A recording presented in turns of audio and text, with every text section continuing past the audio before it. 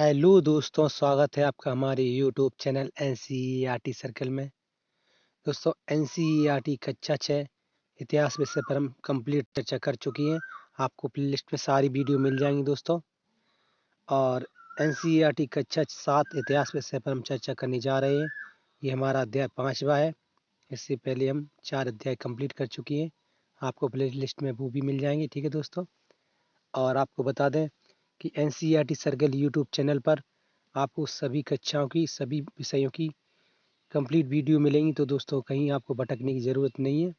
हमारे YouTube channel पर बने रहिए और अधिक से अधिक लोगों को शेयर करिए, सब्सक्राइब करवाइए दोस्तों, ठीक है। तो शुरू करते हैं।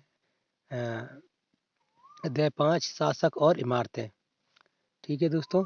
तो ये देखते हैं, ये कक्षा 7 के छात्र को समझाने के लिए कुछ जानकारी दी गई है। हम इसको जल्दी से पढ़ लेते हैं, ठीक है। तो वैसे ये कुछ महत्वपूर्ण जानकारी नहीं होती, लेकिन फिर भी इसको पढ़ लिया जाता है ताकि रिदम बने एक तरह से, ठीक है।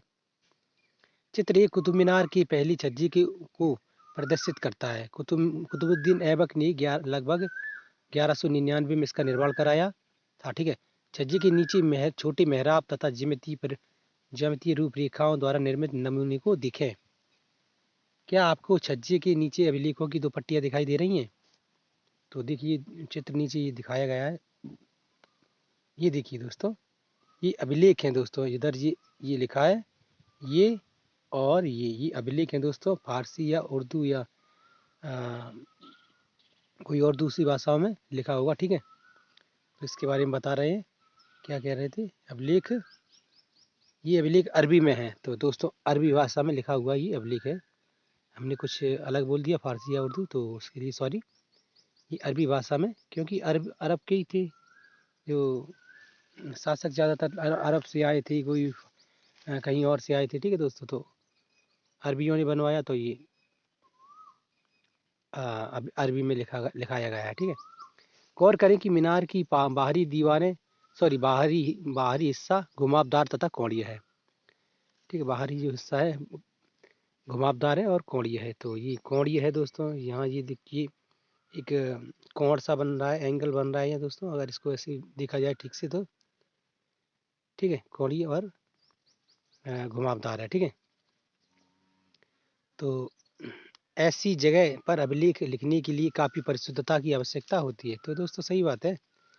किसी दीवार पर जो एक सही मतलब आकार आकृति में ना हो और उस पर कुछ लिखना हो, तो थोड़ा मतलब परिशुद्धता यानी कठिनाई का सामना करना पड़ता है। बाकी कुछ अ, सब ठीक ही होता है, ठीक है। तो आगे देखते हैं। याद रखें कि 800 वर्ष पूर्व केवल 800 वर्ष पूर्व केवल कुछ ही इमारतें पत्थर या ईंटों की बनी होती थी। तो सही बोल रहे हैं कि उस समय पत्थरों की और ईंटों की इमारतें कम मिलती थी देखने में। कुछ और लकड़ी वगैरह का यूज होता हुआ, ठीक है। तो बता रहे हैं, 13वीं शताब्दी में कुतुबुद्दीन ऐबक सॉरी सॉरी 13वीं शताब्दी में कुतुब मीनार जैसी इमारतों को देखने वालों पर क्या प्रभाव पड़ा होगा। तो दोस्तों, कुछ नहीं, मतलब वो अचंभित हुए होंगे। उन्होंने सोचा होगा आखिर ये कैसे बनाई गई होगी, कैसे इस पर लिखाया हुआ होगा, लिखवाया हुआ होगा, ठीक है। ये सब मतलब लोग मतलब अचंभित होते ही हैं कुछ किसी चीज़ को देखकर, मतलब जो हटके हुए ना। तो वो है। 8वीं और 18वीं शताब्दियों के बीच राजाओं तथा उनके अधिकारियों ने 2 तरह की इमारतों का निर्माण किया। पहली तरह की इमारतों में सुरक्षित आगे क्या है, संरक्षित तथा इस दुनिया और दूसरी दुनिया में आस आराम विराम की भव्य जगह, किले, महल तथा मकबरे थे, ठीक है। तो दोस्तों, कह रहे हैं कि 800 से 1000 मतलब 18वीं शताब्दी तक जो राजाओं ने जो कुछ भी बनवाया, मतलब जो निर्माण कार्य कराए, तो उनमें क्या मतलब फ़र्क है, उनकी मतलब जो निर्माण सामग्री में किस तरह की सुरक्षा, मतलब निर्माण कार्यों में किस तरह की सुरक्षा वगैरह का उपयोग किया गया, किस तरह से संरक्षण उसको मतलब किया गया, संरक्षित है। तो ये वाली बात कह रही थी। और क्या क्या बनवाया, उनमें क्या क्या सुरक्षा बरती, ठीक है दोस्तों। ये नॉर्मल बात है, इसको कोई ज़्यादा माइंड नहीं करना आपको, इसको छोड़ सकते हैं आप। पढ़ने के लिए पढ़ लें, कोई दिक्कत नहीं है। दूसरी श्रेणी में मंदिर, मस्जिद, हौज, कुएं, सराय तथा बाजार जैसी जनता की उपयोगी इमारतें बनाई। तो कह रहे हैं कि मतलब राजाओं ने प्रथम चरण में जो निर्माण कार्य किए तो उसमें मतलब किले, महल, मकबरे बनवाए, और दूसरे जो चरण में उन्होंने जो कुछ भी बनवाया उसमें मंदिर, मस्जिद थे, हौज, कुएं। हौज मतलब जो मतलब नहाने धोने के काम का, जिसमें पानी का उपयोग किया जाता है, पानी भरा जाता है ना, तो वो हौज। और कुएं यानी सब जानते ही है ना। तो ये मतलब बनवाए, ठीक है। तो ये मतलब आम जनता के उपयोग के लिए, क्योंकि आम जनता को भी तो सेवा देना है राजाओं को, ठीक है। तो वो तो राजाओं से यह अपेक्षा की जाती थी कि वे अपनी प्रजा की देखभाल करें, ठीक है। ये सभी करते हैं, मतलब हर आदमी के चाहता है कि उसका मतलब जो शासक है, राजा है, तो वो उनकी मतलब सुने, उनकी मतलब विनती सुने, उनकी मतलब अपील को सुने, है ना। तो ये बात इसमें लिखा गया है, ठीक है।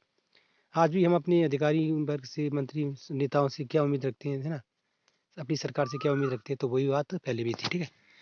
आगे देखते हैं तो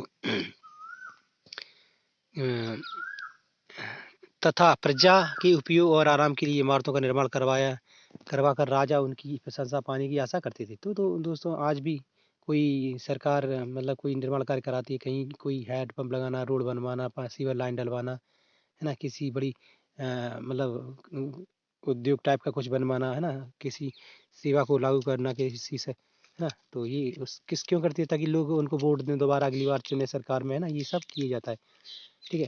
तो उस समय भी राजा इसी तरह से करते थे, ताकि जनता उनकी मतलब प्रशंसा करे, उनका नाम मतलब जपे, और उनकी मतलब अ, उनको अगली बार मतलब चुने, या मतलब चुनना तो खैर वो अनुमान से हुआ करता था।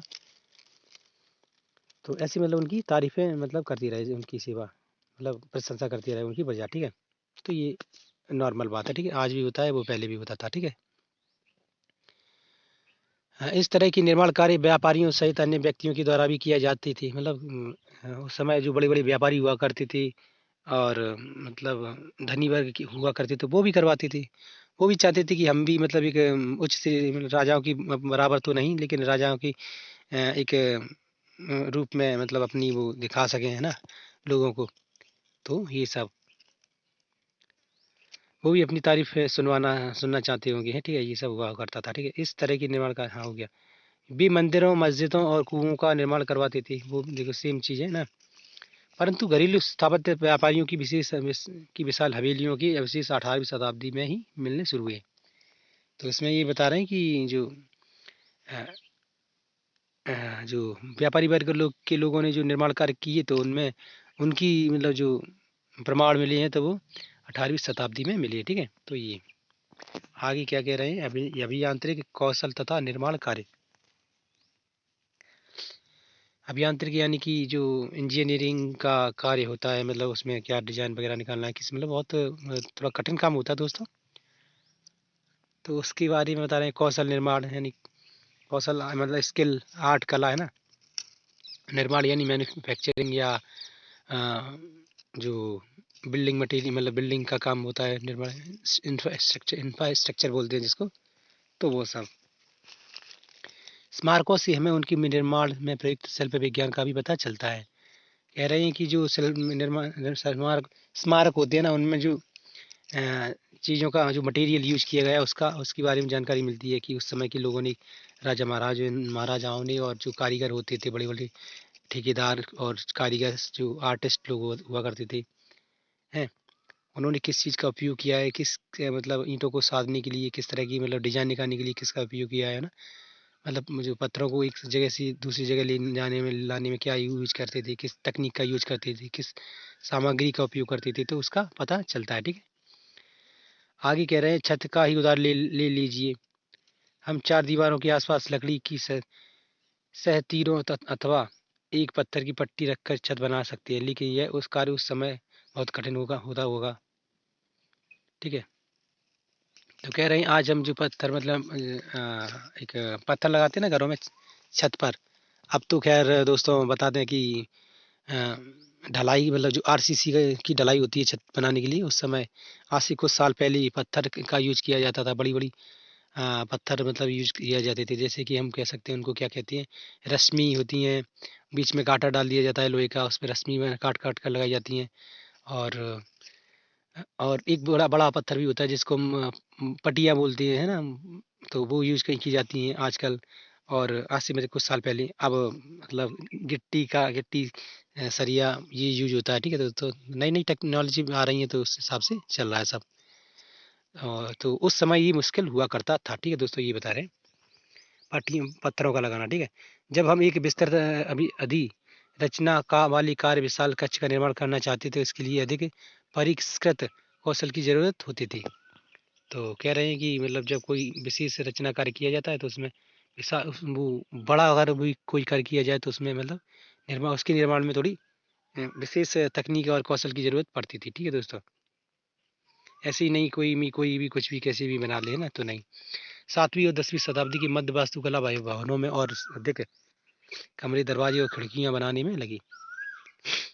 7वीं और 10वीं शताब्दी की मध्य वास्तुकार भवनों में और अधिक कमरे दरवाजे और खिड़कियां बनाने में लगी। तो कह रहे हैं कि जो निर्माण करने वाली थी, तो उनका जो मतलब अधिक काम मतलब बल था वो इन चीज़ों में होने लगा। ठीक है, भवनों और कमरे खिड़की दरवाजों में ये सब ऐसी मतलब कार्यों में मतलब अधिक रुचि लेने लगी, क्योंकि मतलब कोई भी भवन बनाया उसमें अधिक अच्छी से अच्छी खिड़कियां लगवाना, अच्छी से अच्छी दरवाजे लगाना, ये सब मतलब उनका मतलब एक रुचि कह सकते हैं, रुचि जागी उनमें। छत दरवाजे और खिड़कियां अभी भी दो ऊर्ध्वाधर खंभों के आर पार एक अनुप्रस्थ से तहसील रखकर बनाई जाती थी। तो कह रहे हैं कि जो छत है और दरवाजे हैं, एक कहते हैं ना, आज भी देखते हैं दोस्तों, कहते क्या है, आज भी दोस्तों देखते हैं कि मतलब खिड़की लगाते हैं, दरवाजे लगाते हैं, उसके ऊपर पत्थर रखा जाता है, तो वो उसी चीज के बारे में बात कर रहे हैं ना, कोई खास नहीं है ना। आगे देखते हैं, वास्तुकला की यह शैली टोडा अनुप्रस्थ टोडा निर्माण कहलाती थी। तो आप ये शब्दावली समझ सकते हैं दोस्तों, कभी जरूरत पड़े, है ना। आगे कह रहे हैं 8वीं से 13वीं शताब्दी के बीच मंदिरों, मस्जिदों, मकबरों तथा सीढ़ीदार कुओं, बाबरी जैसे बाबली बोलते हैं, से जुड़ी भवनों के निर्माण में इस शैली का प्रयोग हुआ। तो कह रहे हैं जो जिस पत्थर काट कर लगाया जाता है उसके बारे में बता रहे हैं कि पत्थरों का उपयोग 8वीं से 13वीं शताब्दी के बीच होने लगा। ठीक है, जैसे कि मस्जिदों में भी, मंदिरों में भी, मकबरे जो बनाए जाते थे उसमें भी, और जो कुएं में नीचे जाती है ना, तो पत्थर लगा होता है ना, तो उस पत्थर में अ, और पत्थर का मतलब उन जो पत्थरों में उपयोग किया जाता है, उस पत्थर के बारे में चर्चा की जा रही है। ठीक है, देखिए दोस्तों, ये पत्थर है ना, ये पत्थरों के टुकड़े हैं, ये लगाए जाते हैं, तो इसी के बारे में ऐसे चर्चा करें। चित्र दो अ, काय और ये खा है। ठीक है, तो कहने का मतलब यही है दोस्तों, ये जो स्ट्रक्चर है ये अ, यहाँ पर इसको रूप दे दिया गया है। ठीक है, पत्थरों से बनाकर। ठीक है, तो कोई ज़्यादा नहीं, खास नहीं है। आगे देखते हैं, ये कुछ महत्वपूर्ण बात लिखी है, इनको हमने छोड़ दिया था, आगे इसको पढ़ ही लेते हैं। आगरा किले के निर्माण में लगा श्रम। अकबर द्वारा निर्मित आगरा किले के निर्माण हेतु 2000 पत्थर काटने वालों, 2000 सीमेंट व चूना बनाने वालों तथा 8000 मजदूरों की आवश्यकता पड़ी थी। तो दोस्तों, कितनी अधिक लोगों की आवश्यकता पड़ी। देखिए, आजकल तो ये किसी एक बड़े घर को बनाने के लिए ज़्यादा से ज़्यादा 2 लेबर लगा लिए जाएंगे, 2 कारीगर लगा लिए जाएंगे। हो सकता है लेबरों को और बढ़ा दिया जाए, मतलब 4 कर दिए जाएं, बस इससे ज़्यादा नहीं। वो बड़ा अगर घर बनेगा तो, जैसे कि उसके बाद वो छत ढलाई होती है, जैसे आज होती है ना, हमने देखा है कभी कभी दोस्तों, अगर मौका मिला हुआ तो। ठीक है, मौका मिलता ही है, अक्सर लोग देख ही लेते, मतलब कहीं ना कहीं किसी न किसी को देखने को मिल ही जाता है। जो छत ढलाई होती है ना, उसमें मशीन के द्वारा कार्य किया जाता है, तो उसमें ज़रूर लग जाते हैं दोस्तों 50-100 ऐसी, बस ज़्यादा से ज़्यादा। उस समय की देखिए दोस्तों, बड़ा किला हुआ होता था, तो मतलब सही बात है। तो 2000 2000 चूना बनाने, 8000 मजदूर, ये तो मतलब बहुत ज़्यादा संख्या हो जाती थी दोस्तों। तो इसी के बारे में बता रहे हैं, कोई अचंभित वाली चीज़ नहीं है, लेकिन फिर भी दिया जाता है एनसीईआरटी में, मतलब पूरे आंकड़े दिए जाते हैं। एनसीईआरटी के बहुत महत्वपूर्ण पुस्तकें होती हैं, तो उनमें एक एक आंकड़ों को, एक एक फैक्ट को, एक एक तारीख और हर एक शब्द को बहुत बारीकी से समझ कर और लिखा जाता है। ठीक है, तो आगे देखिए क्या कह रहे हैं, अधिक से भूस्थल ऊपर के भवन का निर्माण। तो ये छोड़ो, राजस्थान की ऊपर राजस्थान की बूंदी में स्थित रानी जी की बावड़ी उन 50 बावड़ियों में सबसे बड़ी थी, जिसका निर्माण पानी की आवश्यकता पूर्ति के लिए किया गया। अपनी स्थापत्य सुंदरता के लिए विख्यात इस बावड़ी का निर्माण 1699 ईस्वी में रानी नाथावत जी ने, जो बूंदी के राजा अनिरुद्ध सिंह की रानी थी, ने किया था। तो कह रहे हैं कि रानी की बावड़ी जो उस समय के राजा थे, उनकी बीवी यानी कि उनकी पत्नी ने करवाया था। ठीक है दोस्तों, कोई ज़्यादा महत्वपूर्ण नहीं है, लेकिन फिर भी ये मतलब रानी की बावड़ी से क्वेश्चन आ ही जाते हैं कहीं ना कहीं। ठीक है, आगे देखते हैं। चित्र 2 का दिल्ली की कुतुब अल इस्लाम मस्जिद का एक हिस्सा 12वीं शताब्दी का उर्बाद उर्द उत्तरार्ध है। ठीक है, 12वीं सदी के बाद का। ठीक है, चित्र 2 खा मेहराब के निर्माण में अनुपस्थित टोड़ा तकनीक का इस्तेमाल। ठीक है दोस्तों, तो कह रहे हैं कि ये पत्थरों को काट कर कर बनाया जाता था, उसके ऊपर ये जो एक सलंग पत्थर रख दिया जाता था। ठीक है, ये है ना, तो इसके बारे में बता रहे हैं। ठीक है, इसी को बोलते हैं तो अनुपस्थ टोड़ा तकनीक। ठीक है, आगे देखते हैं ये क्या नीचे क्या है। यहाँ तक हो गया था। आगे देखते हैं 11वीं शताब्दी के प्रारंभ में मंदिर निर्माण। तो चित्र 3 का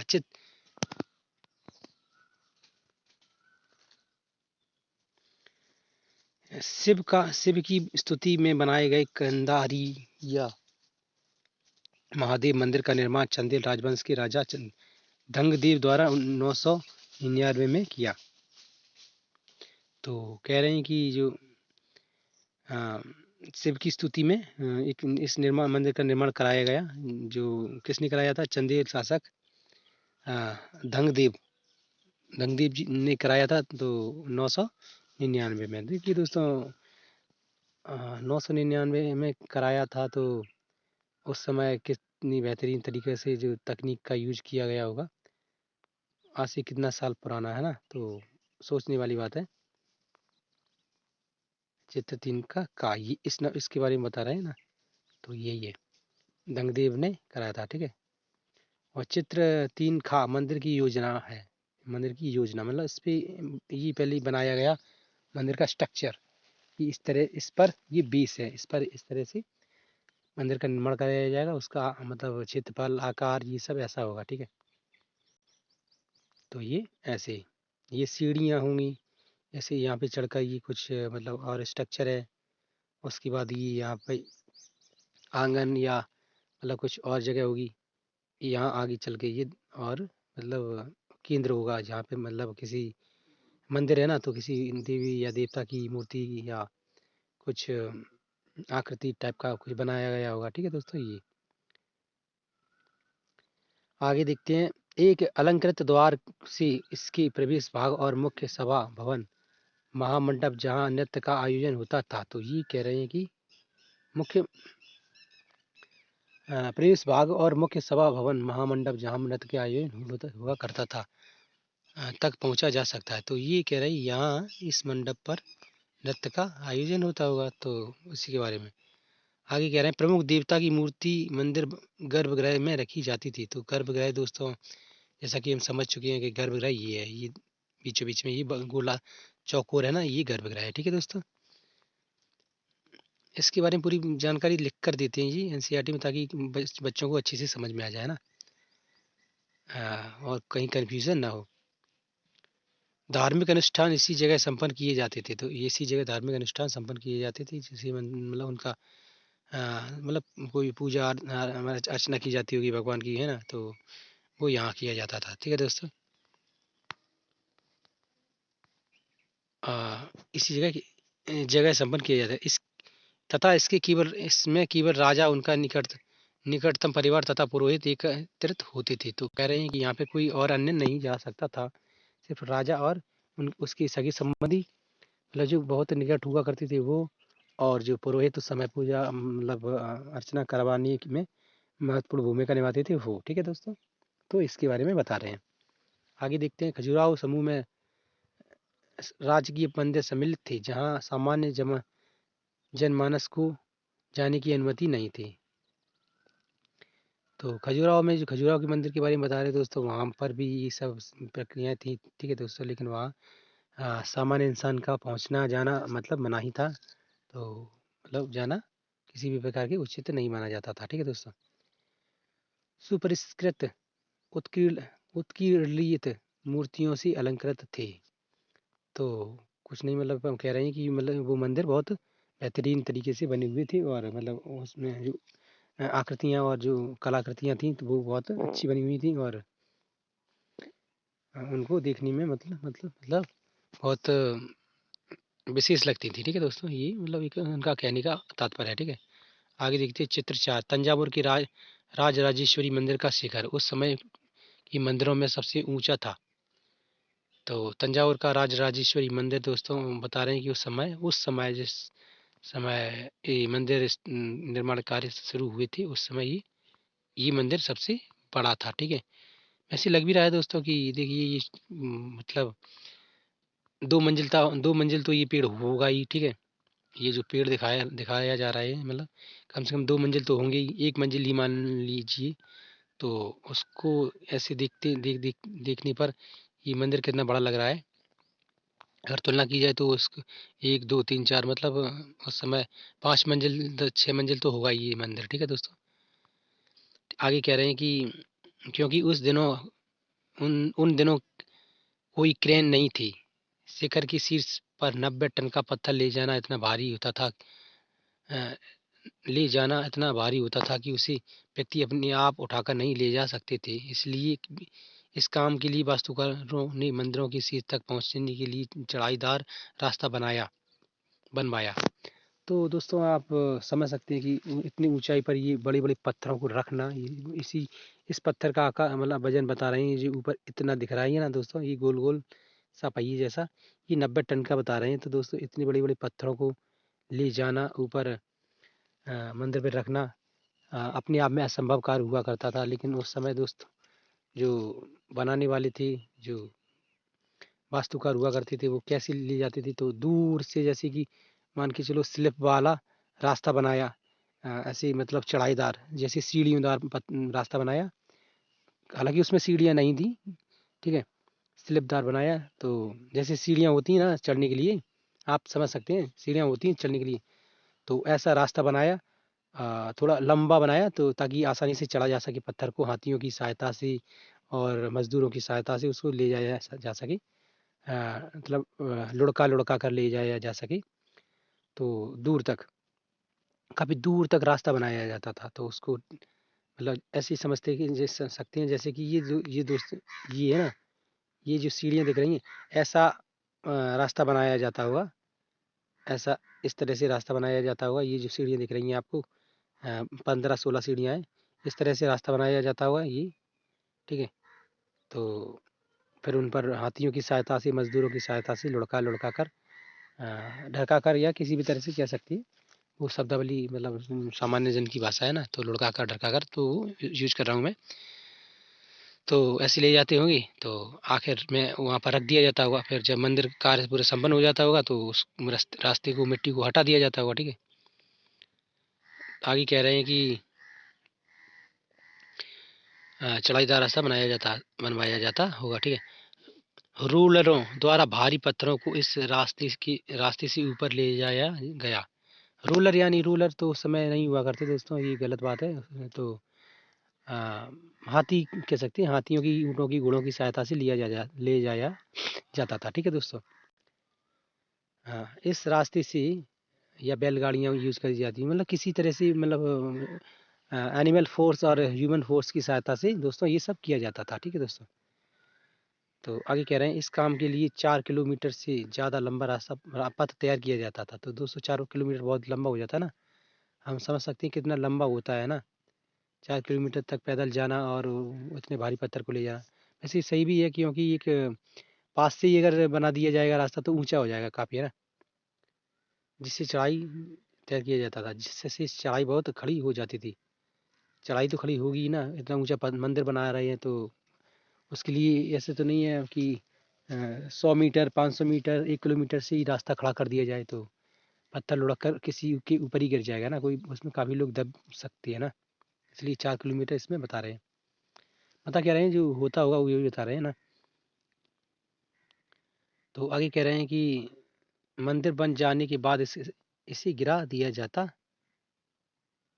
अ, गिरा दिया गया।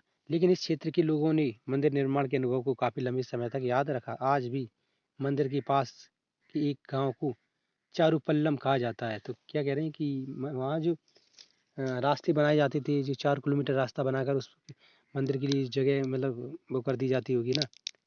हाँ, क्योंकि मंदिर निर्माण कार्य चल रहा है तो 4 किलोमीटर के क्षेत्र में जो लोग रहते भी होंगे तो उनके बारे में बता रहे हैं कि उन्होंने इस लंबी अनुभव को महसूस किया आज भी, है ना। काफ़ी लंबे समय तक, आज भी तो नहीं, आज भी किया हुआ पता नहीं। तो वहाँ मंदिर के पास एक आप मतलब इसमें बता रहे हैं कि अभी भी एक गांव है चारूपल्लम, तो उसके बारे में बता रहे हैं ना, जिसका शाब्दिक अर्थ है चढ़ाईदार रास्ते का गांव। ठीक है दोस्तों, उस चारूपल्लम गांव के बारे में बता रहे हैं। इसका अर्थ है चारूपल्लम का अर्थ चढ़ाईदार रास्ते का गांव। तो ठीक है दोस्तों, ये हो गया। आगे देखते हैं कि यहाँ कोई ये कोई महत्वपूर्ण जानकारी नहीं है, इसको छोड़ते हैं। क्या है, तो मंदिरों के पढ़ ही लेते हैं क्या है ना। तो मंदिरों के शिखर में आपके अंदर दिखते हैं कि आप समझदार सकते राजा राजस्वी मंदिर का सिनेमा अंदर मंदिर के शिखर से दोगुना है। खैर इसको मतलब बेफजूली में पढ़ने में कोई वो नहीं है, हो जाने दो। ठीक है, आगे चलते हैं। कोई ज़्यादा खास नहीं थी तो सही जानकारी, इसको मतलब ऐसे ही लिख देते हैं तो मैंने पढ़ लिया, कोई खास नहीं है ना, आप भी देख सकते हैं।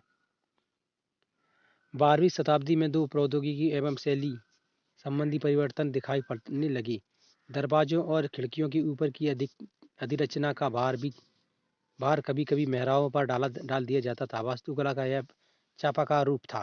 तो क्या कह रहे हैं कि 12वीं शताब्दी में औद्योगिक शैली संबंधित परिवर्तन दिखाई पड़ने लगे। तो कह रहे हैं कि अ, अधिक से अधिक निर्माण कार्य, यानी कि मतलब जो लोगों के श्रम की सहायता से जो परिवर्तन होने लगे और निर्माण कार्य होने लगी, तो उनकी जो परिवर्तन हो रहे थे ना उस समय, अ, तो वो मतलब एक उनका एक चलन होने लगा। मतलब दोस्तों कह सकते हैं कि वो एक ट्रेंड में आ गए। तो जैसे कहते हैं ना कि कोई चीज़ एक मतलब अधिक कोई तकनीकी बनी तो वो मतलब ट्रेंड में आ जाती है ना, तो चलन में आ जाती है, वो बता रहे हैं।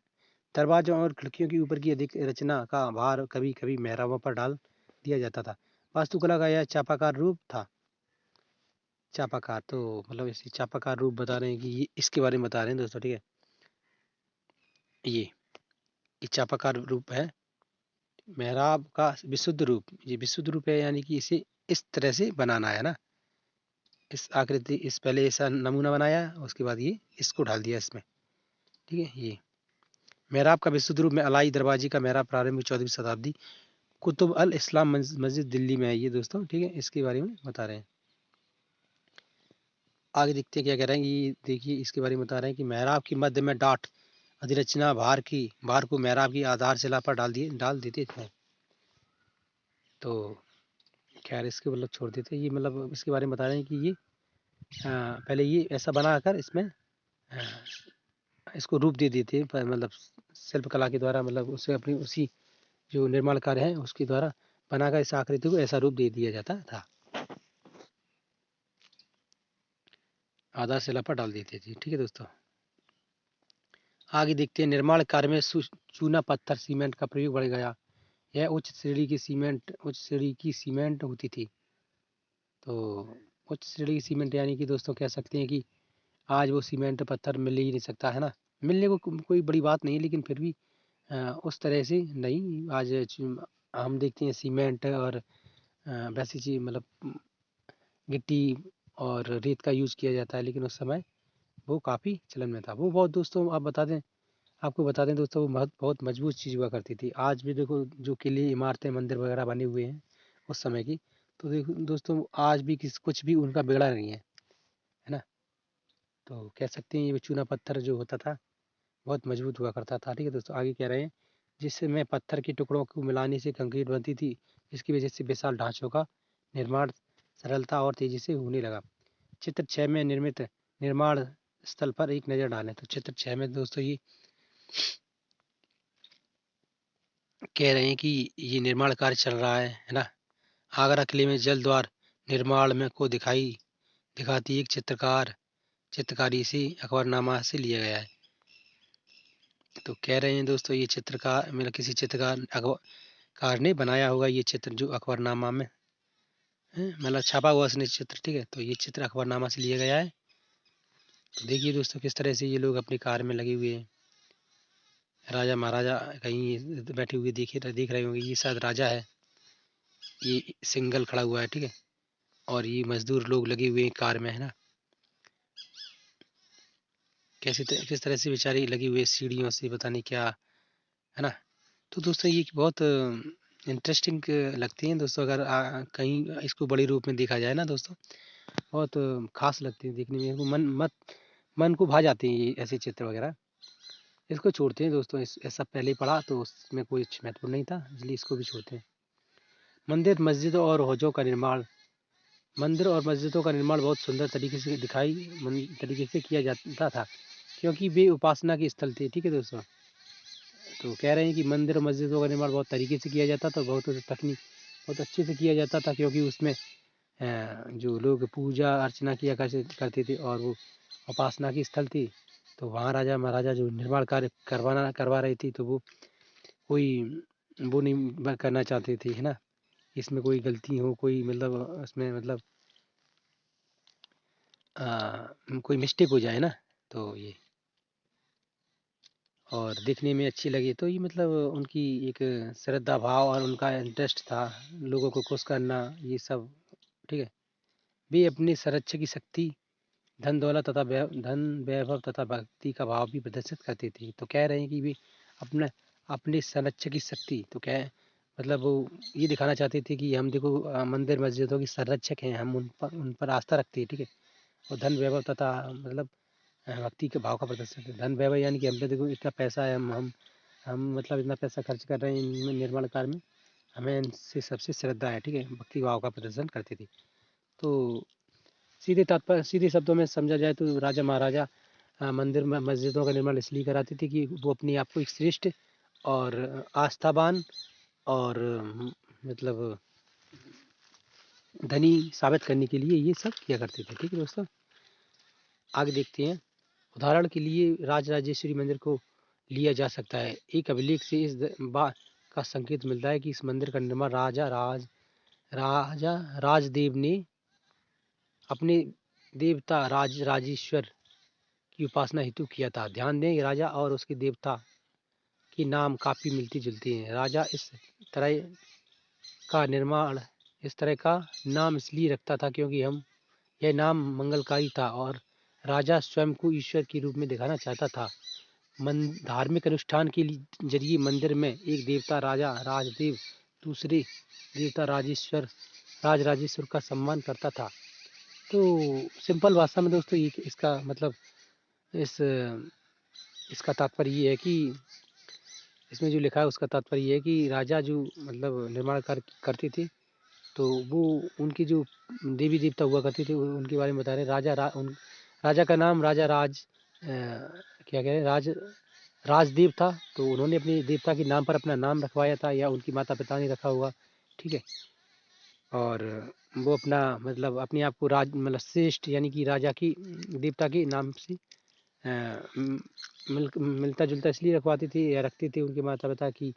ये नाम बहुत मतलब अच्छा हुआ करता था, मंगलकारी लिखा है इसमें, मंगलकारी हुआ करता था। और राजा अपने आप को एक राज ईश्वर के रूप में प्रेजेंट करना चाहता था, प्रस्तुत करना चाहता था और दिखाना चाहता था, ठीक है दोस्तों। आगे कह रहे हैं कि राजा उन्हीं की मतलब अनुष्ठान के जरिए मंदिर देवी देवता की मतलब पूजा अर्चना करता था। एक में अपने राजा का मतलब उनकी देवी देवताओं की मूर्ति है, और एक में राजा की तो मतलब कुछ स्पेशलिस्ट मतलब सॉरी स्पेशलिस्ट नहीं सॉरी स्पेशल दिखाना चाहते थे, ठीक है दोस्तों। आगे देखते क्या है। सभी विशालतम मंदिरों का निर्माण राजाओं ने करवाया था। तो कह रहे हैं कि विशाल जो बड़ी बड़ी राजा है ना, वो सॉरी बड़ी बड़ी मंदिर थी, उनका निर्माण राजाओं ने करवाया था, ठीक है दोस्तों। मंदिर की अन्य लघु देवता शामिल थे। मंदिर की अन्य लघु देवता शासक की सहयोगियों तथा अधीनस्थों की देवी देवता थे। तो क्या कह रहे हैं मंदिर की अन्य लघु देवता शासक की सहयोगी थे। तो उसने ये बोलना है कि इसमें जो राजा था उनका जो उनकी जो देवी देवता थे उन जो राजा की सहयोगी माने जाते थे, है ना। ये छोटे छोटे देवता होंगे उनके। और तथा अधीनस्थों की देवी देवता थे। तो अलग अलग लोगों के लिए अलग देवी देवताओं की इस बारे में जैसा कि यहाँ बताया जा रहा है। ठीक है, कुछ खास नहीं है। यह मंदिर शासक और उनकी सहयोगी द्वारा शासित विश्व का एक लघु रूप ही था। तो कुछ नहीं, खास नहीं है। जिस तरह से भी इस राजकीय मंदिरों में इकट्ठे होकर अपने देवी देवताओं की उपासना करती थी, ऐसा प्रतीत होता है कि मानो उन्होंने देवताओं की न्यायप्रिय शासक को पृथ्वी पर ला दिया हो। कुछ नहीं यार दोस्तों, इसमें कहने का तात्पर्य ये है कि वो जिस तरह से उसमें निर्माण कार्य करवाती थी, देवी देवताओं की मूर्ति स्थापित कर पाते थे, तो और ये सब मतलब निर्माण सामग्री कार्य में मतलब खुद को प्रेजेंट करते थे, है ना। तो वो यही दिखाना चाहते थे कि स्वयं ईश्वर ने आकर ये सब मतलब निर्माण कार्य करवाया है। ठीक है, और ईश्वरी सब मतलब कर रहा है पृथ्वी पर उनके द्वारा। ठीक है, ठीक है, तो कुछ खास नहीं है।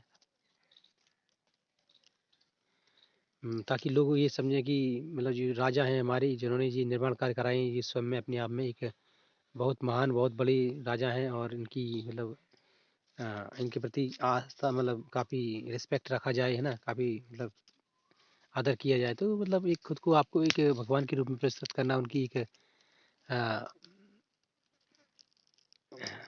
कह सकते हैं रुचि थी, खुद को मतलब एक श्रेष्ठ साबित करने के रूप में ना, और खुद को विशेष रूप मतलब विशेष रूप में दर्जा देने में और विशेष दिखलाने में एक रुचि हुआ करती थी। ठीक है दोस्तों, कुछ ये तो सब पढ़ ही रहे हैं दोस्तों, कुछ खास नहीं है, आप उस पर ज़्यादा माइंड नहीं कीजिए। ठीक है, आगे इसमें कुछ जो महत्वपूर्ण जानकारी दी जाएंगी हम उसको बिल्कुल नोट करेंगे। ठीक है, ये क्या कह रहे हैं, अपनी नई चित्रकला द्वारा मस्जिद अपनी नई राजधानी शाहजहानाबाद 1650 से 1656 में शाहजहां द्वारा बनाई गई जामी मस्जिद की योजना। ठीक है दोस्तों, ये शाहजहां ने मस्जिद बनवाई थी, तो उसका ये स्ट्रक्चर है।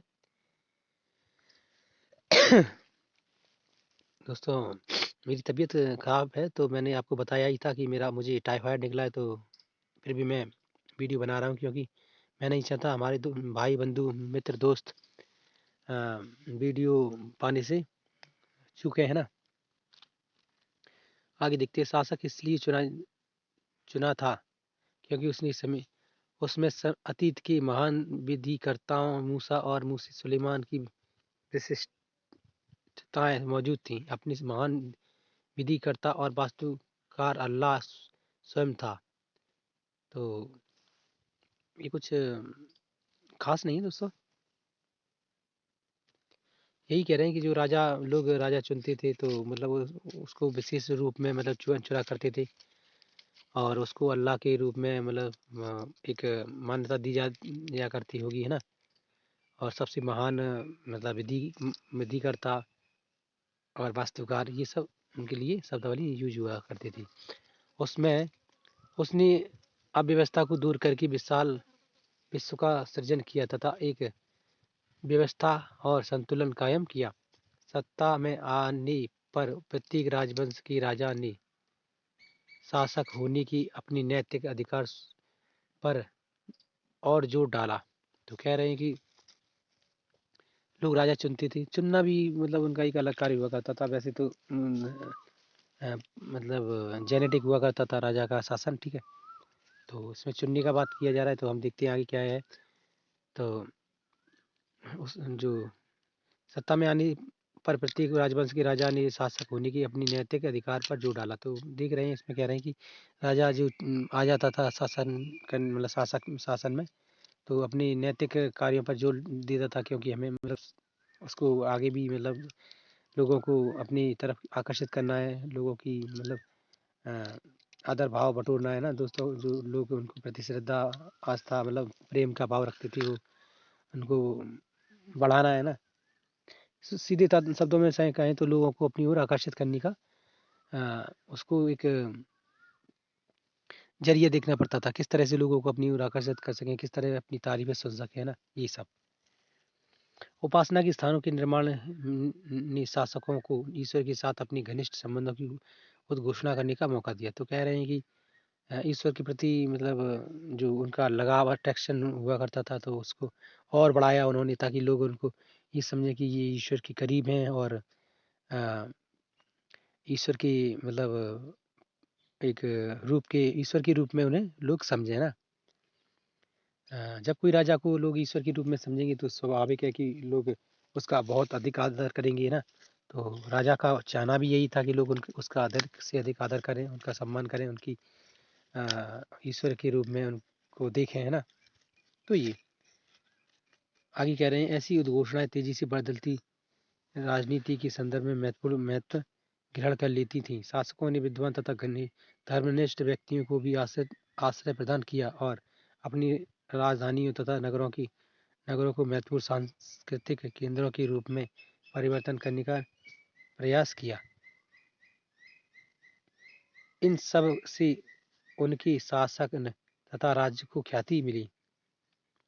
तो कह रहे हैं कि ये सब जो राजा पद ग्रहण करने के बाद जो निर्माण कार्य किए और मतलब सांस्कृतिक कार्यों में भाग लिया और ये कह रहे हैं कि अपनी राजधानियों तथा नगरों के महत्वपूर्ण सांस्कृतिक केंद्रों के रूप में परिवर्तन करने का प्रयास किया। तो उनसे उनकी एक जो रुचि है, मतलब उन लोगों के प्रति उनकी जो प्रेम भावना है वो और अधिक बढ़ी। ठीक है दोस्तों, और उन्हें एक विशेष राजा के रूप में ख्याति मिली। ठीक है दोस्तों, तो ये सब बताया जा रहा है। ठीक है, आगे कह रहे हैं कि व्यापक समझ यह थी कि न्यायप्रिय राजा का राज ऐसा होगा जहाँ खुशहाली होगी, सॉरी, और जहाँ पर्याप्त वर्षा होगी। इस तरह फौजों और जलाशयों का निर्माण द्वारा बहुमूल्य पानी उपलब्ध कराने की कार्य की बहुत प्रशंसा की जाती थी। ठीक है दोस्तों, तो कह रहे हैं कि ऐसा राजा चुनना, मतलब व्यापक समझ यह थी लोगों की व्यापक राजा और लोगों की व्यापक समझ यह थी कि सॉरी लोगों की व्यापक समझ यह थी कि सोच यह थी कि राजा न्यायप्रिय हो और उसका शासन ऐसा हो जहाँ खुशहाली हो, जहाँ पर्याप्त वर्षा हो। तो अगर वर्षा होगी दोस्तों तो वहाँ हौज खानी मतलब जलाशय वगैरह बनानी होगी, ताकि अधिक से अधिक पानी स्टोर किया जाता हो। उस समय हैंडपम्प तो हुआ करती नहीं, सॉरी उस समय हैंडपम्प तो हुआ करती नहीं थी, है ना। दोस्तों मेरा गला खराब है इसलिए मैं कुछ शब्द मतलब स्पष्ट नहीं बोल पा रहा हूँ। आपको बता दूँ मैं बहुत अधिक मतलब दिक्कत में हूँ, लेकिन वीडियो बनाना नहीं छोड़ सकता, क्योंकि वीडियो बनाना छोड़ दिया तो हमारे भाई बंधु दोस्त मित्र को मतलब वीडियो नहीं मिलेगा और वो थोड़ा अच्छा महसूस नहीं करेंगे ना। तो दोस्तों अभी भी मैं एक इंजेक्शन लगवा कर आया हूँ और 2-3 गोलियाँ खा कर आया हूँ। और यह वीडियो बनाने से पहले दोस्तों मैं मेरे सर पे माथे मतलब पट्टी रखी थी पानी की, तो मतलब मैंने वो सब हटाकर सब से टाइम निकाल के वीडियो बनाने के लिए यहाँ निकल आया दोस्तों। ठीक है, आगे देखते हैं क्या क्या कह रही थी।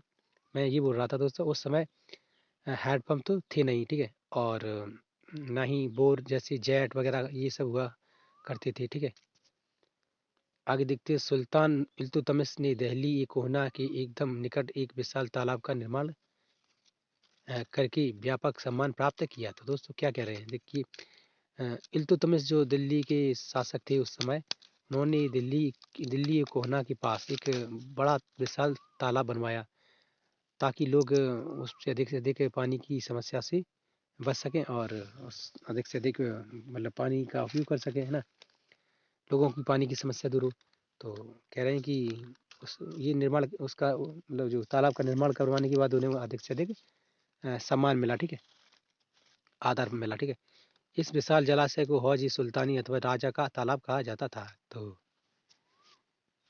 उन्होंने अपनी मतलब जिस तालाब का निर्माण कराया था उसको हौज सुल्तानी नाम दे दिया गया। ठीक है, क्या आप इसी अध्याय 3 की मानचित्र 1 में ढूंढ सकती हैं। तो दोस्तों हम अध्याय 3 की मानचित्र में देखेंगे, सॉरी देखेंगे क्या अध्याय 3 आप जाकर देख सकते हैं दोस्तों। ठीक है, हमारी NCERT सर के लिए यूट्यूब चैनल की कक्षा 7 इतिहास विषय की प्लेलिस्ट में आप देख सकते हैं। इसी मतलब जो ये वीडियो अपलोड होगा उसी प्लेलिस्ट में आपको वो अध्याय 3 मिल जाएगा और वहाँ पर आप ये हौज खाना देख सकते हैं। ठीक है, आगे देखते हैं। शासक प्राय सामान्य लोगों के लिए बड़े और छोटे हौजों और तालाबों का निर्माण करते थे। कभी कभी भी किसी मंदिर मस्जिद चित्र 7 में जामी मस्जिद की छोटी हौज पर ध्यान दें। मतलब चित्र 7 यहाँ दिया गया है क्या? नहीं दिया गया। तो चित्र 7 ये है दोस्तों, यहाँ ये हौज बताया गया है। ठीक है दोस्तों, इस हौज के बारे में बता रहे हैं, जो ये हौज।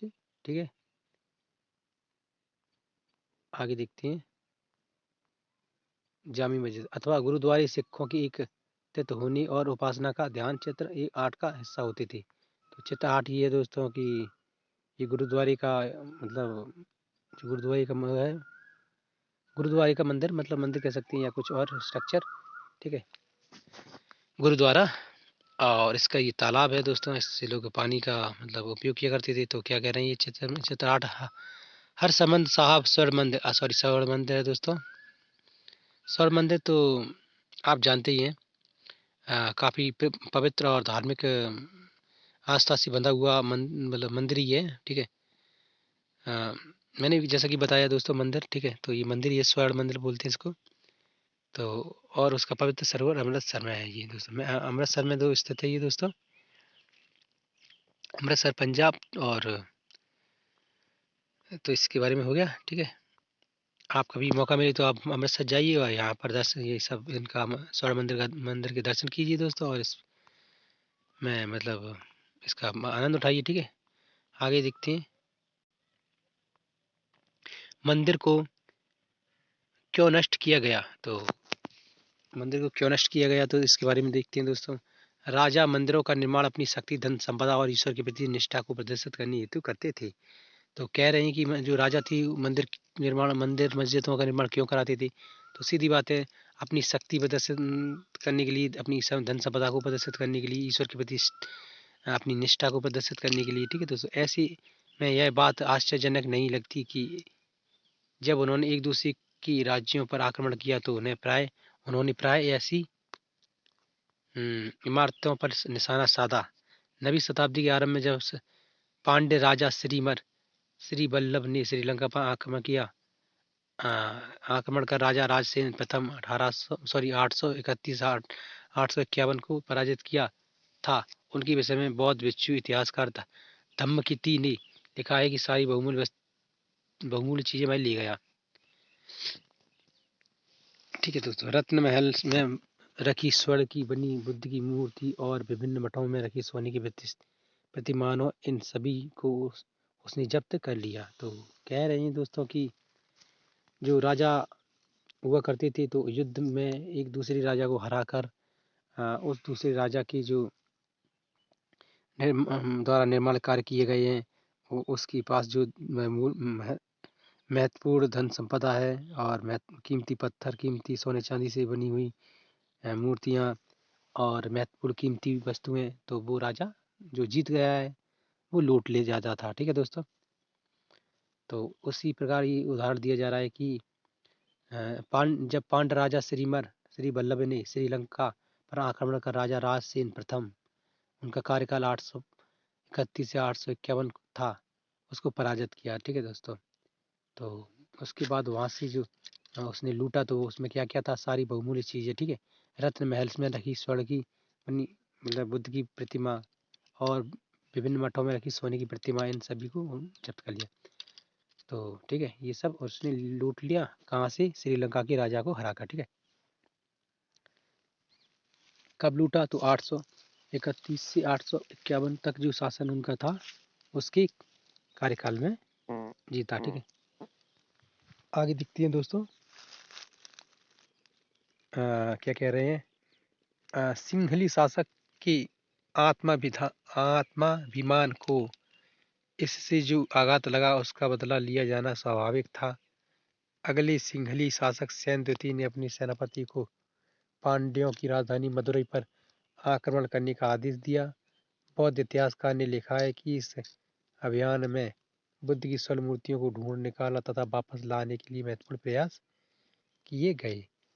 तो कह रहे हैं दोस्तों कि जो सिंहली शासक, यानी सिंहली, यानी कि उस समय श्रीलंका में ही थे। आज भी सिंहली लोग हैं अफ्रीका, वो सॉरी श्रीलंका में।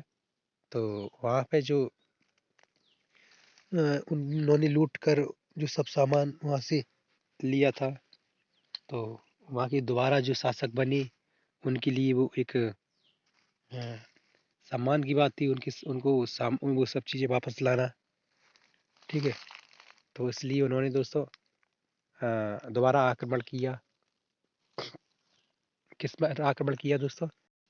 तो दोस्तों हम बता रहे हैं कि पांड्य राजाओं पर आक्रमण किया। किसने? सिंगली राजाओं ने। ठीक है, और अपनी जो मूर्तियां थी उनकी वो वापस लेने का प्रयास किया, और शायद ले भी गए होंगे। ठीक है, आगे चलते हैं। गजनी का सुल्तान महमूद राजेंद्र प्रथम का समकालीन था। ठीक है, भारत में अपने अभियान के दौरान उसने पराजित राजाओं को की मंदिरों को अपवित्र किया तथा उनके धन और मूर्तियों को लूट लिया। उस समय सुल्तान महमूद कोई बहुत महत्वपूर्ण शासक नहीं था। ठीक है दोस्तों, क्या कह रहे हैं कि जो महमूद गजनवी गजनी का शासक था, तो वो उसने यहाँ पे अपना युद्ध अभियान शुरू किया और वहाँ पे जो राजाओं को जीता, हराया। तो उनको मतलब हराकर वहाँ से जो मूर्तियाँ थीं वहाँ की मंदिरों की, उनको मतलब खंडित किया, उनको तोड़ा, और जो यहाँ से कीमती चीज़ें थीं, धन दौलत थी, वो लूट कर ले गया वो। लेकिन वो बता रहे हैं कि वो एक महत्वपूर्ण शासक नहीं था, मतलब उसका एक इतना वो नहीं था कि ज़्यादा फेमस नहीं था, मतलब कह सकते हैं। तो ना ही इतना ज़्यादा बड़ा राजा था कि वो उससे और राजा डरे। लेकिन मतलब उसकी एक अलग वो थी, एक सोच की अधिक से अधिक धन अर्जित करना है और हिंदू मंदिरों को खंडित करना है, तो उसकी एक सोच थी। ठीक है दोस्तों, आगे कह रहे हैं कि लेकिन मंदिरों को नष्ट करके खास तौर से सोमनाथ का मंदिर उसने एक महान इस्लामी योद्धा की रूप में श्रेष्ठता प्राप्त करने के प्रयास से की। तो कह रहे हैं कि सोमनाथ जो मंदिर था उस समय का बहुत महत्वपूर्ण मंदिर था, जो आज गुजरात में है दोस्तों। ठीक है, तो उसको तोड़कर, उसको खंडित कर कर उसने एक बहुत बड़ी इस्लामी योद्धा के रूप में मतलब खुद को साबित करने की कोशिश की, बस इतना है। ठीक है, वैसे वो ज़्यादा खास नहीं था। ठीक है दोस्तों, ना ही वो उतना मतलब विशाल राजा था। ठीक है, ना शासक था, ना ही योद्धा था। ठीक है, ठीक है, आगे क्या कह रहे हैं? मध्ययुगीन राजनीतिक संस्कृति में ज्यादातर शासक अपनी राजनीतिक बल व सैनिक सफलता का प्रदर्शन पराजित शासकों की उपासना स्थलों पर आक्रमण करके और उन्हें लूटकर करते थे। तो कह रहे हैं कि उस समय जो राजा थे, तो वो अपने आप को किस तरह से श्रेष्ठ साबित करने की कोशिश में लगी रहती थी कि सामने वाले राजा को हराकर, उसकी धन संपदा को लूट कर, वो वहाँ की जो संस्कृति को खंडित करके, मतलब संस्कृति तो कोई खंडित नहीं कर सकता, वहाँ की मंदिर मस्जिदों को तोड़ कर वहाँ के लोगों की संस्कृति के साथ मतलब फेर बदल करके, तो ऐसा मतलब कुछ करते थे और अपने आप को एक विशाल और शक्तिशाली शासक के रूप में प्रदर्शित करने की कोशिश करते थे। तो यही महमूद गजनवी ने किया। ठीक है दोस्तों, वैसे कोई खास नहीं था वो। ठीक है, ये कुछ महत्वपूर्ण चीज़ है, इसको देखते हैं। लाल महल बारी में चार बाग को तटीय बाग के रूप में अपनाया गया 1637। ठीक है दोस्तों, ये वही आकृति है, और यहाँ इसके बारे में और भी दिया गया है, ये दोस्तों मैंने पढ़ नहीं पाया। मुगल चार बाग, ये चार बाग है। तो यहाँ से इसमें चार गेट हुआ करते थे दोस्तों, ये बीच में मंदिर हुआ, सॉरी मस्जिद हुआ करती होगी। ठीक है, मुस्लिम शासकों के मतलब लिए मंदिर कोई खास भूमिका नहीं निभाता, यानी कि मस्जिद ही होगी। ठीक है, हुमायूं की मकबरी का चार बाग, ये हुमायूं का मकबरा है, ये 1562 से 1571 का है। ठीक है, और आगे ये दे रहे हैं कश्मीर में शालीमार बाग का सीढ़ीदार चार बाग 1620 से 1634 तक। ठीक है, आगे देखते हैं। बाग मकबरी तथा किले। मुगलों की अधीन वास्तुकला और अधिक जटिल हो गई। मुगलों की अधीन वास्तुकला और अधिक जटिल हो गई। ठीक है, बाबर, हुमायूं, अकबर, जहांगीर और विशेष रूप से शाहजहां साहित्य कला और वास्तुकला में व्यक्तिगत रुचि लेती थी।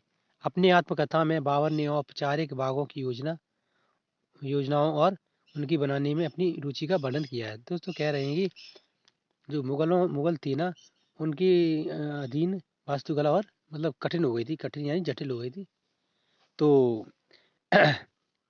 बाबर, हुमायूं, जहांगीर और शाहजहां ने वास्तुकला में बहुत रुचि ली। ठीक है दोस्तों। हाँ, रुचि तो लेंगे ही वो अपने आप को और अधिक फेमस करने के लिए, और उनका शायद रुचि इंटरेस्ट था भी है वास्तुकला में, आर्ट एंड कल्चर की जैसी मतलब विषयों में। ठीक है, आगे देखते हैं। अपनी आत्मकथा में बाबर ने औपचारिक बागों की योजना और उनकी बनने में अपनी अपनी रुचि का वर्णन किया है। अक्सर ये बाग दीवारों से घिरी होती थी तथा कृत्रिम नहरों द्वारा 4 भागों में विभाजित आयताकार अहातों में स्थित थी। तो देखिए दोस्तों, बाबर हाँ, बाग बगीचों का काफ़ी शौकीन बताया जा रहा है इसमें, उसने अपनी आत्मकथा में लिखा भी है। ठीक है, तो बागों से उसका एक लगाव था। ठीक है,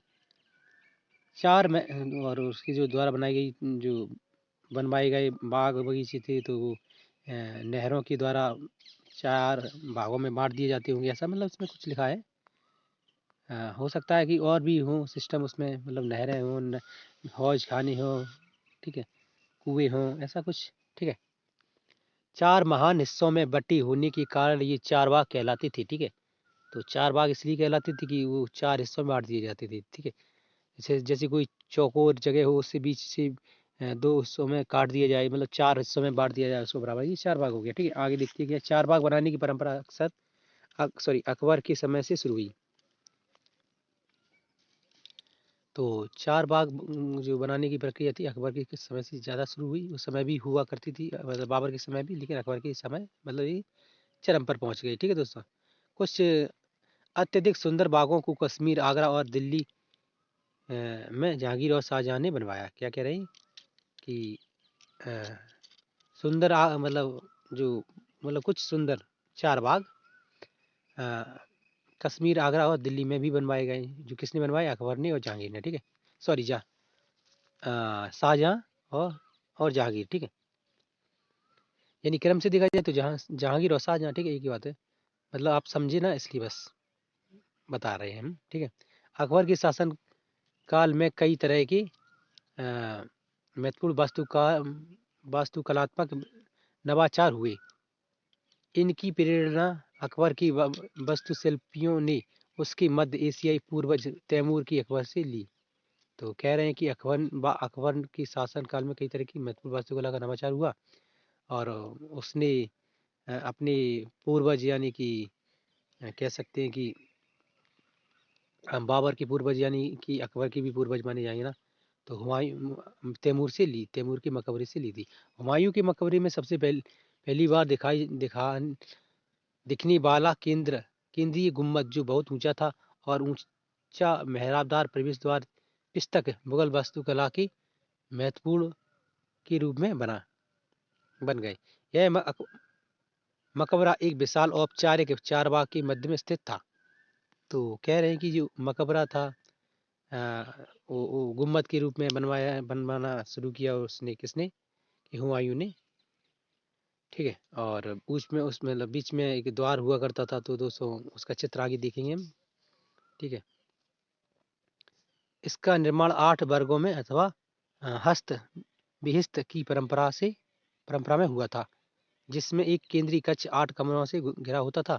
इस इमारत का निर्माण लाल बलुआ पत्थर से हुआ था तथा इसके किनारे सफेद संगमरमर से बने थे। ठीक है, तो देख दोस्तों ये है, इसके बारे में लिखा भी है। क्या लिखा है, काबुल में चारबाग का खाका बनाते अकबर की 1590 की एक चित्रकारी। ध्यान दें कैसी रास्ते पर एक दूसरे को काटती नहरें चारबाग योजना की विशेषता बनाती हैं। चित्र 11 1562-1571 के बीच निर्मित हुमायूं का मकबरा। क्या आप नहरों को देख सकती हैं?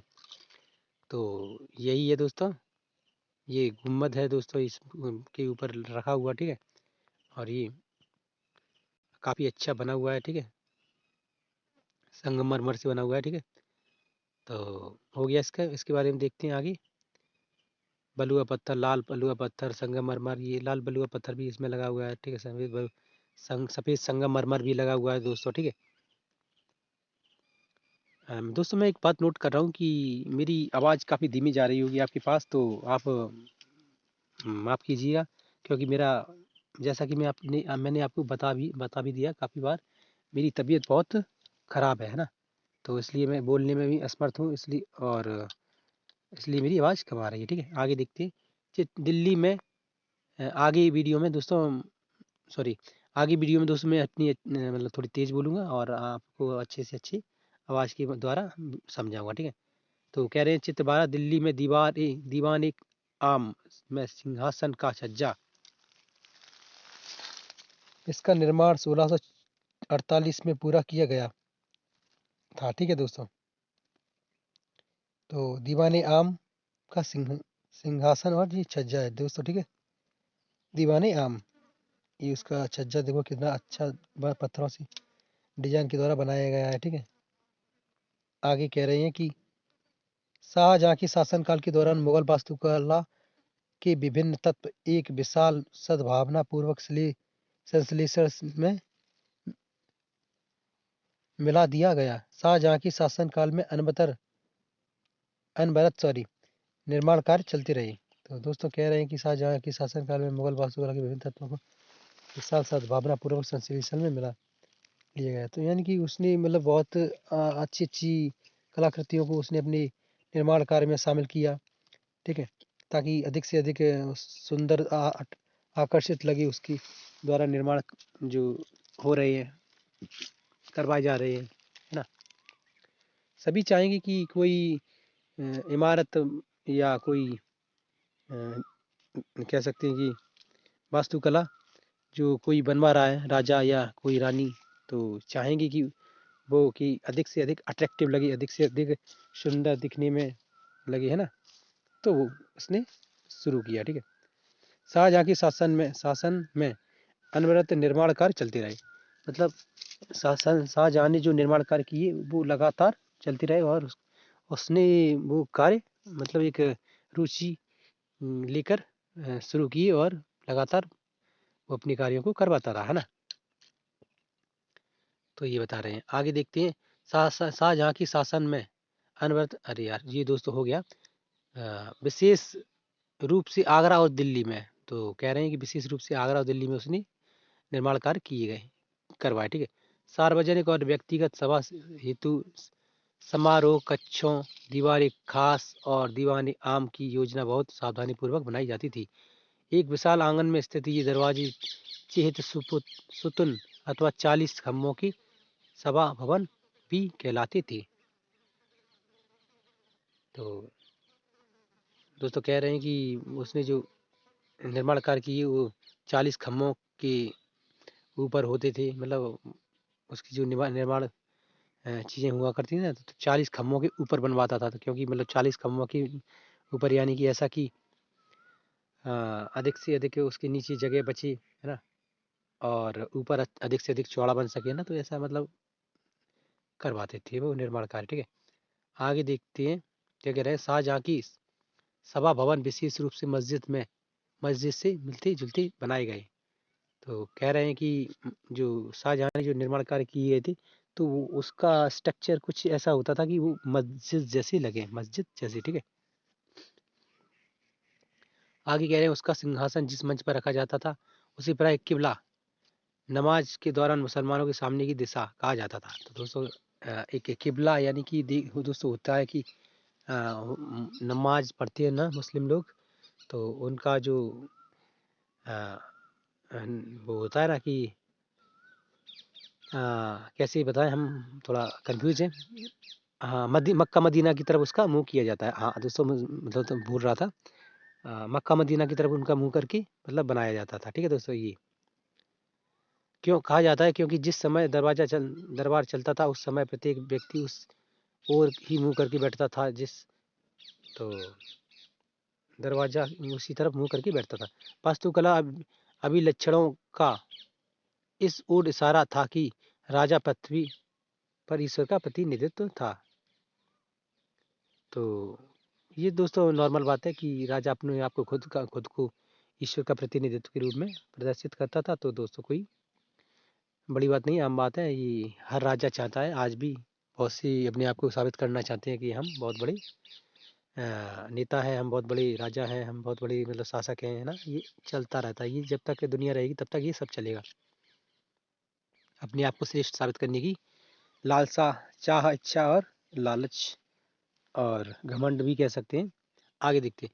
शाहजहां ने दिल्ली की लाल किले की अपनी नवनिर्मित दरवाजे में राजकीय न्याय और शाही दरबार की अंतर संबंध पर बहुत बल दिया।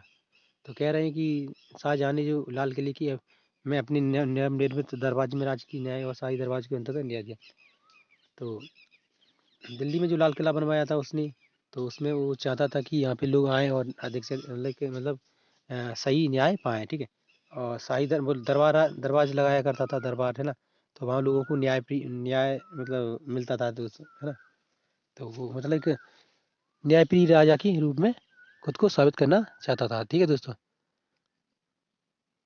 आगे कह रहे हैं कि अ, बादशाह के सिंहासन के पीछे पित्रादुराकू की जड़ाऊ काम की एक श्रृंखला बनाई गई थी, जिसमें पौराणिक यूनानी देवता आर्फी यस को बीड़ा बजाते हुए चित्रित किया गया। तो एक सिंहासन के पीछे दोस्तों ये पित्रादुरा एक आर्ट है, जो कला है, एक उसको मतलब बना दिया गया था, ठीक है। और उसका नाम पित्रादुरा है। और उसमें क्या किया गया, जो यूनान के देवता थे उनको मतलब बीड़ा बजाते हुए दिखाया गया है, ठीक है।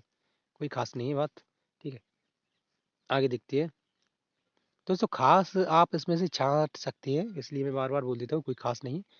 कोई ज़्यादा कोई फैक्ट होता है ना, जो मैं देख लेता हूँ कि महत्वपूर्ण है, वो मैं बता ही देता हूँ। और जो नहीं होता, जिसमें क्वेश्चन बनने की कोई मतलब संभावना नहीं है, तो वो मैं वो दोस्तों बोल देता हूँ कि ये खास नहीं है, ठीक है। ताकि आप उस पर ज़्यादा ध्यान ना दें, बस पढ़ते जाएं। और पढ़ना जरूरी भी है दोस्तों, इससे हमारा मतलब बेसिक नॉलेज बहुत अच्छा होता है, ठीक है।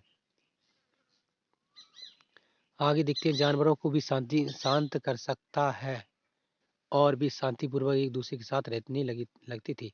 शाहजहां की सार्वजनिक तथा सभा भवन का निर्माण यह सूचित करता था कि न्याय करते समय राजा ऊंचे और निम्न सभी प्रकार के लोगों के साथ समान व्यवहार करे और सभी सद्भावना के साथ रह सके। तो दोस्तों कह रहे हैं कि राजा खुद को ऐसी साबित करना करता था अ, कि राजा न्यायप्रिय है और इंसानों जानवरों के साथ सभी के साथ न्याय न्याय करता है, सभी से मतलब उसका लगाव है राजा का। और सभी के साथ न्याय करने वाला राजा है। मतलब ऐसी कुछ इस प्रकार ये कि आज जो गवर्नमेंट स्कीम चलाती है मतलब सभी के प्रति जानवरों के संरक्षण में, ठीक है। और उनकी जानवरों की मूर्तियों के द्वारा उनको संरक्षणता प्रदान की जाती है, ठीक है। इंसानों को मतलब जो इंसान अच्छे होते हैं उनकी मूर्तियाँ भी बनाई जाती हैं, ठीक है दोस्तों। तो ये ऐसी मतलब वो उस समय कुछ तरीका अलग हुआ करता था, ठीक है दोस्तों। क्या कह रहे हैं, जानवरों को भी शांत शांत कर सकता था और भी शांतिपूर्वक एक दूसरे के साथ रहने लगती थी। शाहजहाँ की सार्वजनिक तथा सभा का निर्माण सूचीगत करता था कि न्याय करते समय राजा ऊंची और निम्न सभी प्रकार के लोगों के साथ समान व्यवहार करेगा और सभी सदस्य के प्रति सद्भावना करेगा। तो वही मैं बता रहा हूँ ना, ये सब बात है, ठीक है। राजा अपने आप को एक बहुत बड़ा न्यायप्रिय राजा के रूप में साबित करता था, ठीक है दोस्तों। और करेगा भी दोस्तों, क्योंकि तभी लोग उसके प्रति अधिक से अधिक सम्मान की भावना रखेंगे ना। आगे कह रहे हैं, शासन की आरंभिक वर्षों में शाहजहाँ की राजधानी आगरा थी। इस समय इस शहर में विशिष्ट वर्गों ने अपने घरों का निर्माण यमुना नदी के तट पर करवाया था। इसका निर्माण चार बाग की रचना की ही समान औपचारिक बागों की बीच में हुआ था। चार बाग की योजना के अंतर्गत ही अन्य तरह तरह की बाग भी बने थे, मतलब बाग भी थे जिन्हें इतिहास का नदी तट बाग कहते हैं। तो कह रहे हैं दोस्तों, शाहजहाँ की शासन काल में जो उसकी राजधानी थी ना, वो आगरा थी, ठीक है। और वहाँ पे जो विशिष्ट लोग थे, जो मतलब कह सकते हैं जो उस समय की अधिक मतलब अमीर लोग, उन्होंने अपने घर का निर्माण मतलब अपने मकान घर का निर्माण यमुना नदी के तट पर करवाया, क्योंकि एक सोच होती है कि नदी के तट पर मतलब रहकर मतलब वो अच्छा महसूस करते होंगे ना। और अमीर मतलब पैसा है तो था ही था, वो अमीर तो थे ही।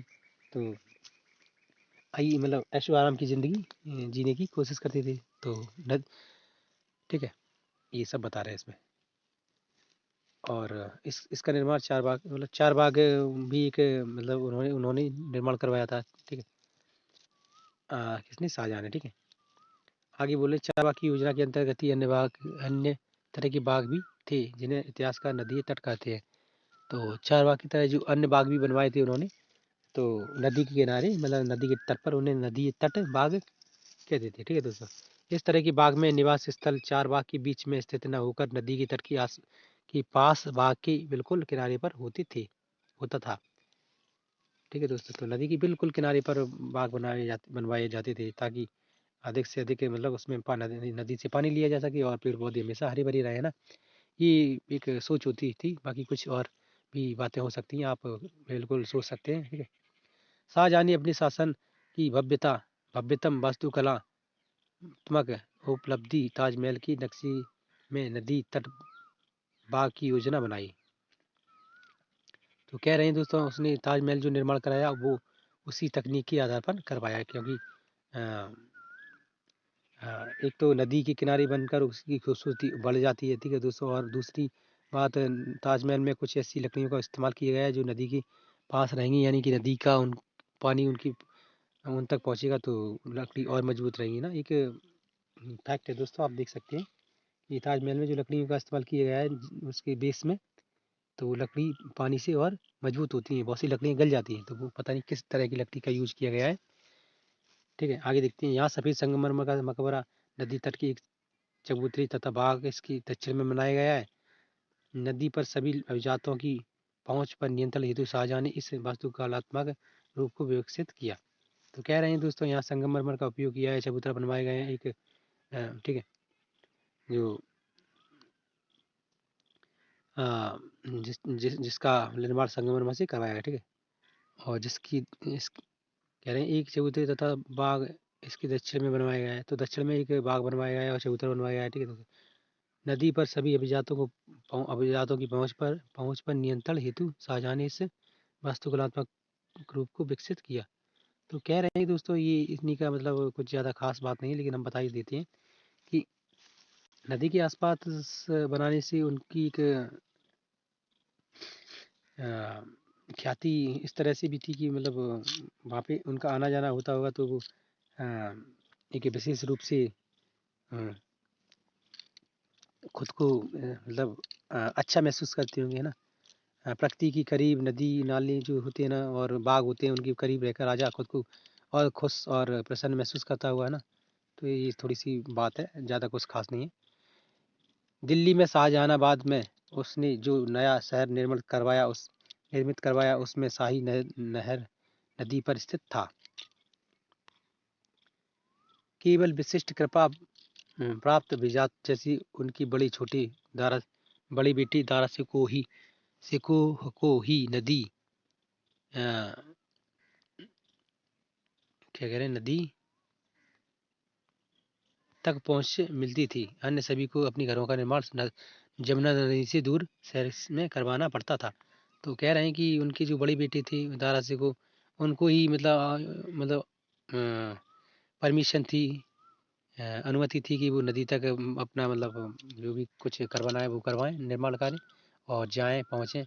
बाकी उनकी बेटी थी उनको मतलब नदी से दूर बनाने की अनुमति थी। ठीक है दोस्तों, तो ये चित्र देखिए, चित्र 13 आगरा का ताजमहल, जिसका निर्माण 1643 में पूरा हुआ। तो ये देखिए कितना सुंदर भव्य और विशाल है दोस्तों।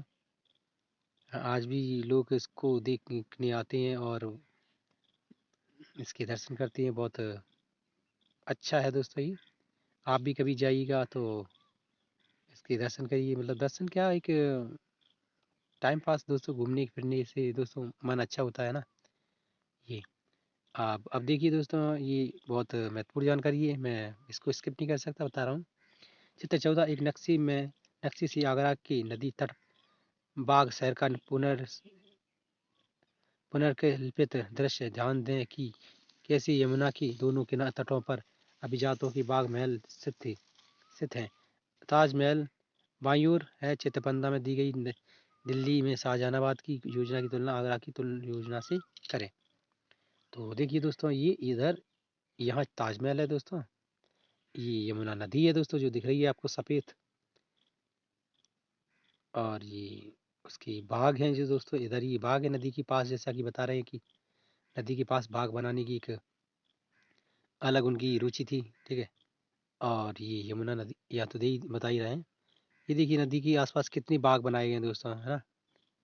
आज के समय दोस्तों ये बाग बिल्कुल बेकार कर दिए गए, लोगों के द्वारा प्रदूषित कर दिए गए और उनमें लोगों ने पता नहीं कचरा पट्टी डालकर उनका सत्यानाश कर दिया दोस्तों, ठीक है। और ये दिल्ली, ये किसका नक्शा है दोस्तों? यमुना नदी। ये यमुना नदी है दोस्तों, ये नीली जो दिख रही है, ठीक है। और ये क्या है? तो ये किसी शायद कह सकते हैं मैं दोस्तों, अभी इसके बारे में कुछ।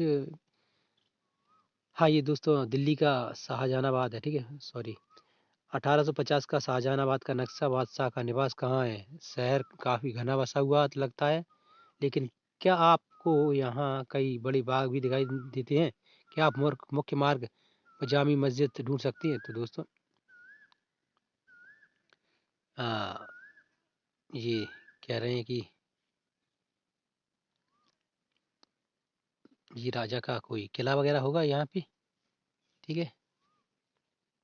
और यहाँ मुख्य मार्ग है दोस्तों, ये मुख्य मार्ग हैं दोस्तों, बड़ी बड़ी ये मुख्य मार्ग हैं, ठीक है। ये निकल गए इधर, ये बड़ी मुख्य मार्ग हैं।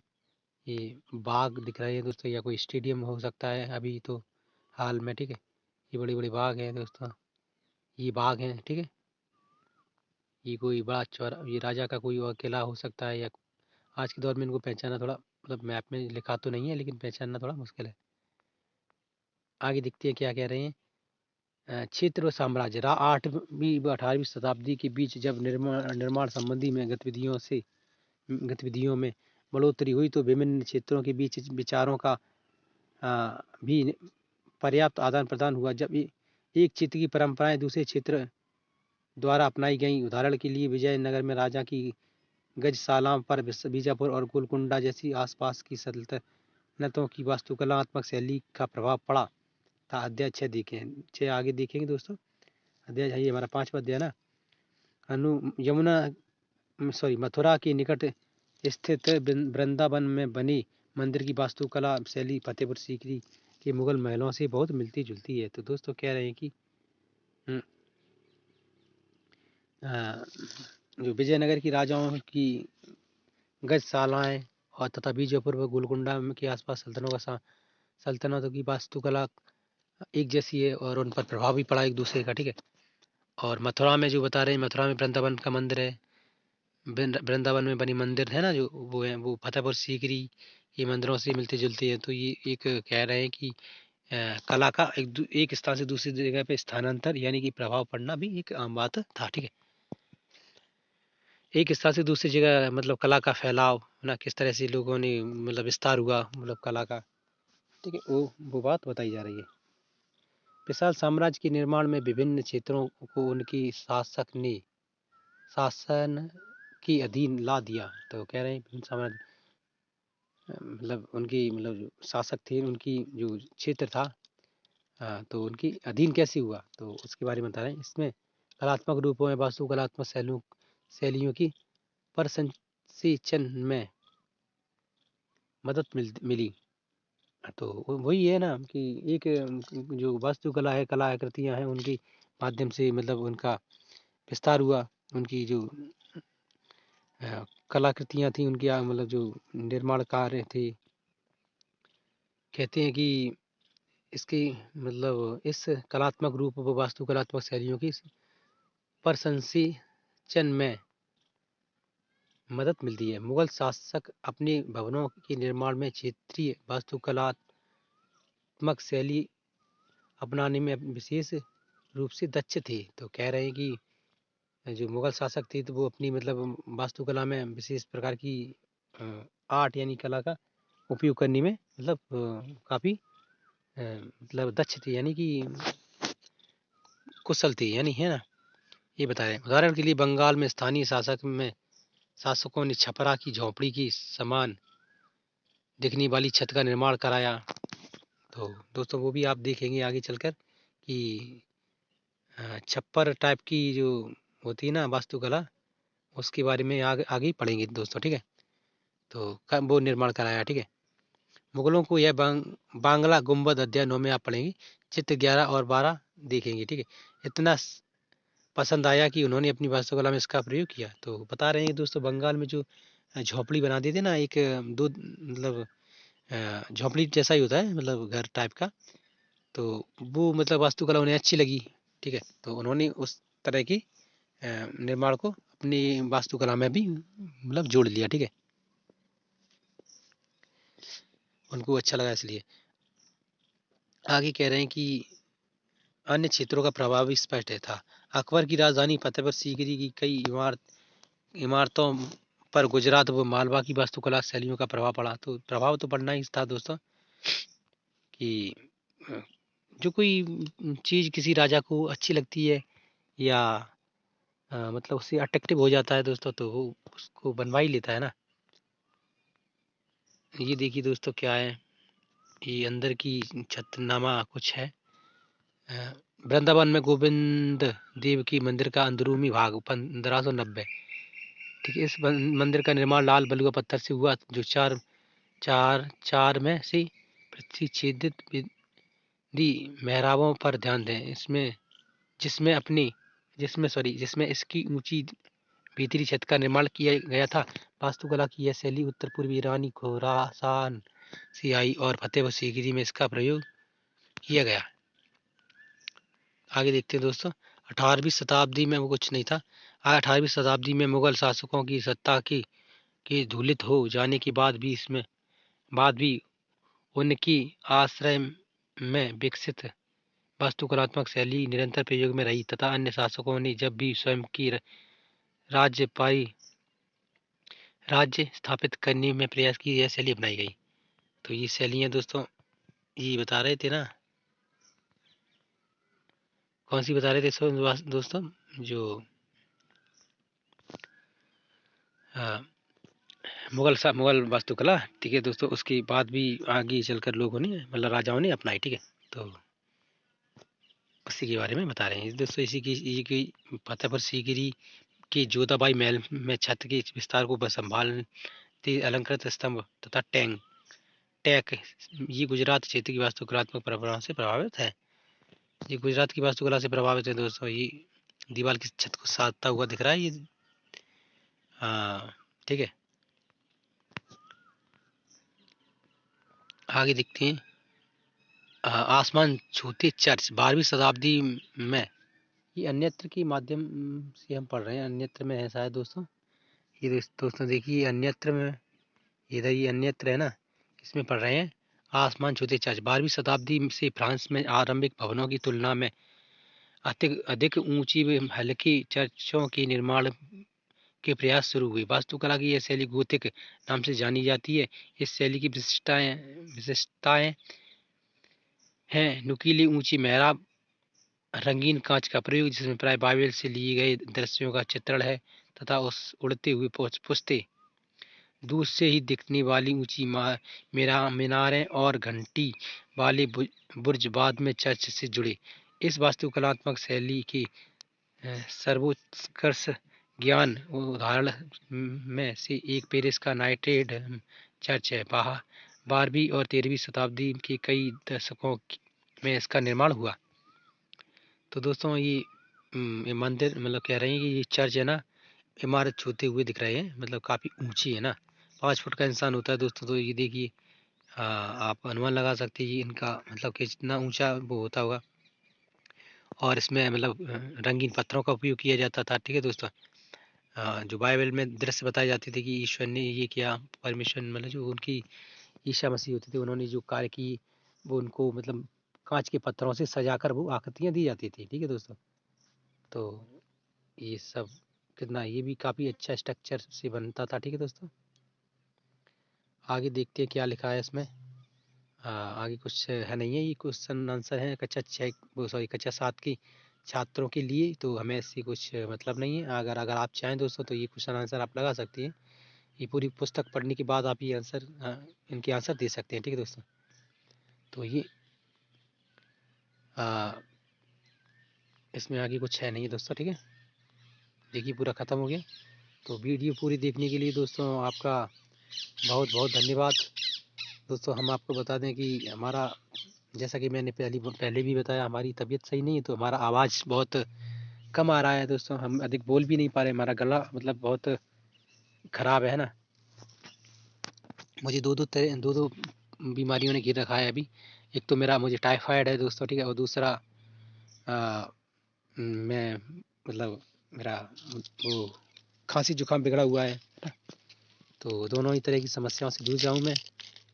अतः मैं कह सकता हूँ दोस्तों आपसे कि उसके मतलब मुझे माफ़ करिए, सॉरी है, ठीक है।